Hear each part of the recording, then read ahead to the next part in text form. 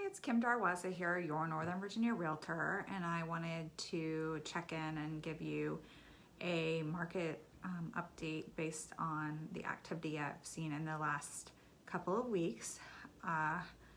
It's kind of like the Wild Wild West out there. I feel like we're back to 2005, which is great for sellers, horrible for buyers.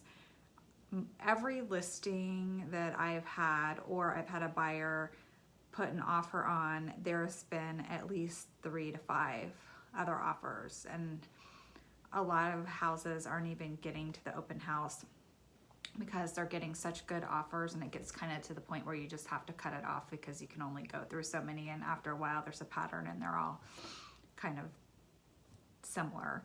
So anyways, so this weekend I listed a property in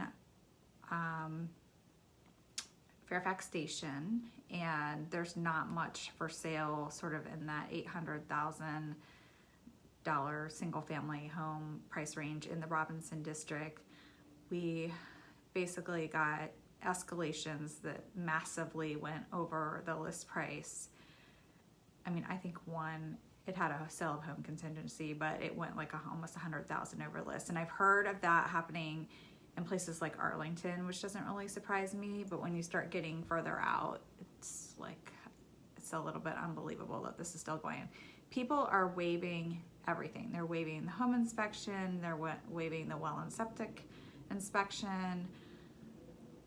You name it, they're waiving it. The only thing you can't waive is, I had someone say they would waive the HOA docs, but you can't waive the HOA docs. That's the one thing that you can't waive. So anyways, now another listing I had out in Aldi also had more than one offer on it.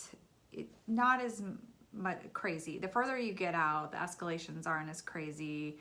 The willing to waive stuff isn't as crazy as you get closer in, but it's still like things are selling in a weekend out there. Now, as far as my buyers are concerned, I had one looking in Manassas, single family home, and I was able to get them under contract, and I think we were in first. They were getting multiple offers, and I wrote the offer in such a way that I was able to get it for my clients, which was great. We're also getting the letters again with the pictures and stuff, which we're really not supposed to show people because of, discrimination. We have to say offer number 1, offer number 2, offer number 3. Can't really say what the people's names are. So it is a fair and equitable process for everyone. So it's incredible to me how much money people are putting down, and they're waiving the appraisal. So that means, like, let's say you pay $60,000 over list price and the appraisal comes in at the list price. That means that you have to come up with the $60,000 because the bank's not going to lend you more money than the house is worth. A lot of people, if they're putting like $200,000 down, it doesn't affect them as much, but it's amazing how much cash people seem to be having. Now, what I think that's a little bit attributed to is 42.1% of homes in the US are owned free and clear right now, and 58.7% have at least 60% of equity. So people are selling their homes and they have equity from a previous sale. And what I'm finding is a lot of, like half the offers I got, that people were living in temporary housing, meaning they had sold their house and then they had to get out. Like there was one person who has said their client's house was under contract and they had a 30-day rent back and they had to be out. So people are literally living in hotels, finding short-term rentals, living in Airbnbs just to get their contract through, because no one's going to take a sale of home contingency right now when you're in a multiple offer situation. It's just too risky. So those are kind of the things that I think that are driving some of the prices going up. And also the percentage of income needed to buy a house has decreased. So historically, needed, your percentage of your income was 21.2%.